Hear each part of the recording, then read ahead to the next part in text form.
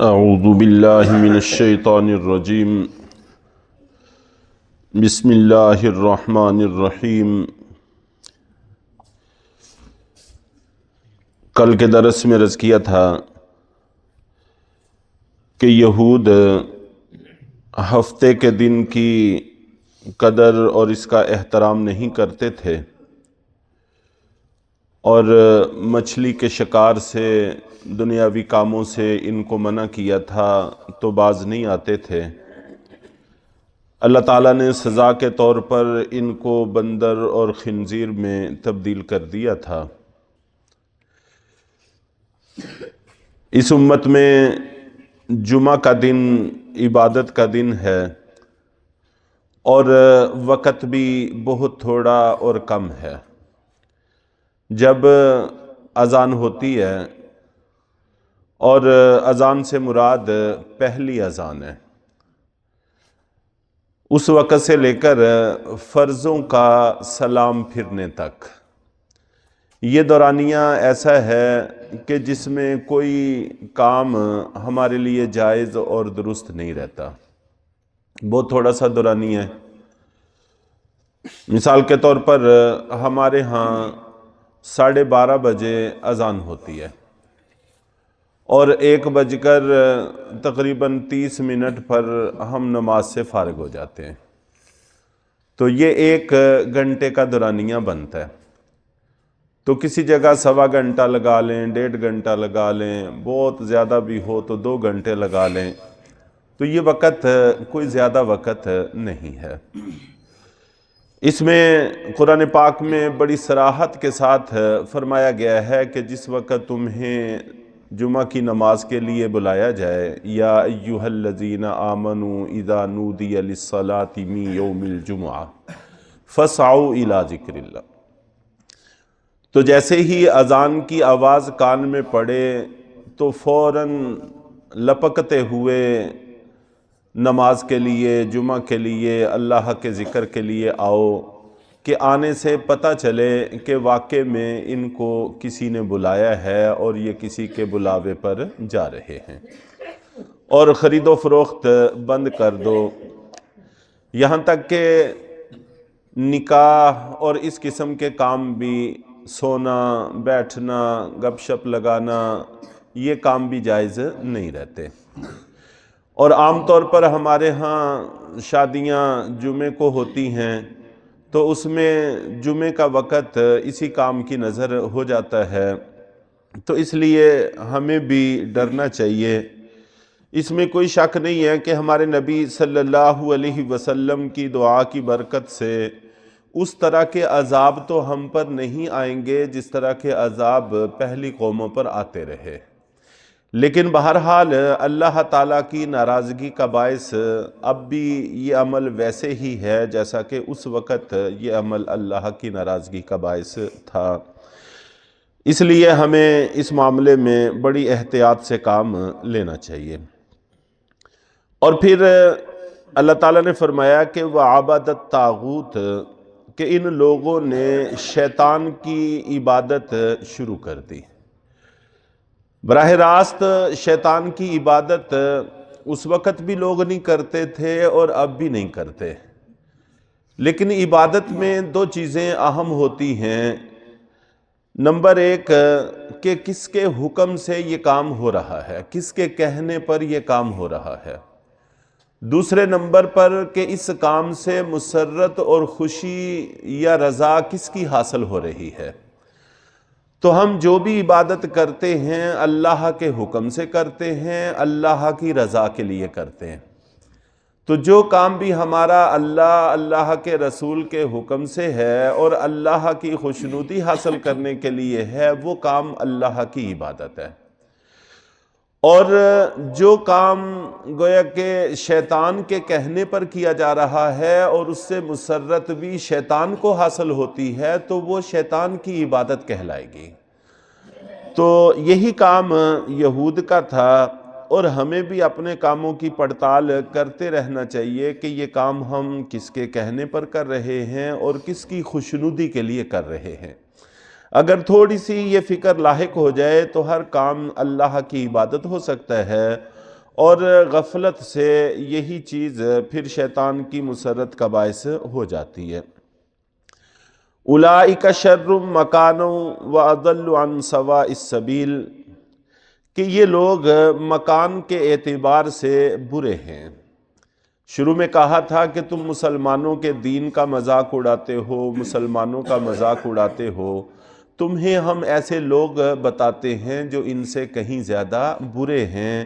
اور آخر میں پھر متوجہ کیا گیا ہے کہ یہ وہ لوگ ہیں جو مقام کے اعتبار سے برے ہیں، گرے ہوئے لوگ ہیں، نہ کہ وہ مسلمان جو اللہ پر ایمان لائے، اللہ کی عبادت کرتے ہیں اور اللہ نے جو کچھ نازل کیا اس پر ایمان رکھتے ہیں، یہ لوگ ایسے نہیں ہیں۔ اور یہاں پر شر مکانہ، مکان کا لفظ جگہ کے لیے بھی بولا جاتا ہے اور مرتبے کے لیے بھی بولا جاتا ہے۔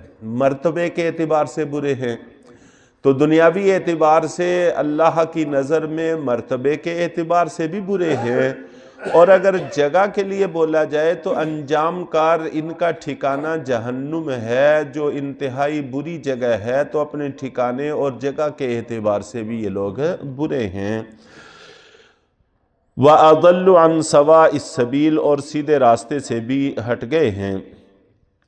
وَإِذَا جَاءُوكُمْ قَالُوا آمَنَّا، اور ان لوگوں میں یہ بات بھی پائی جاتی ہے، اور خاص طور پر یہ مدینہ منورہ کے یہود کے بارے میں ہے، جو منافقانہ طور پر اللہ کے نبی صلی اللہ علیہ وسلم کی مجلسوں میں آیا کرتے تھے، اور جس وقت یہ لوگ تمہارے پاس آتے ہیں تو کہتے ہیں آمنا، قالوا آمنا، تو وہ کہتے ہیں کہ ہم ایمان لے آئے ہیں۔